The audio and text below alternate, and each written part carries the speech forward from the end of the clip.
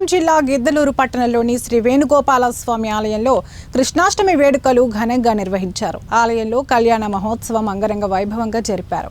ఈ వేడుకలకు గిద్దలూరు ఎమ్మెల్యే ముత్తుమల అశోక్ రెడ్డి ముఖ్య అతిథిగా హాజరై ఆలయంలో ప్రత్యేక పూజలు నిర్వహించారు.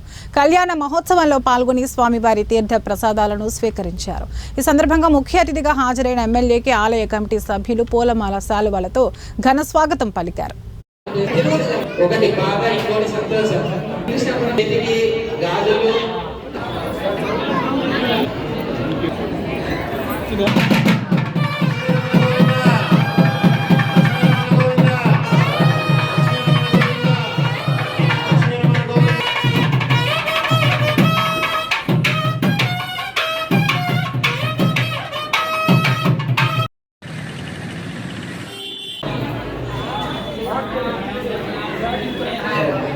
అయితే చెప్పేసి ఆ గ్రామం నుండి దొంగ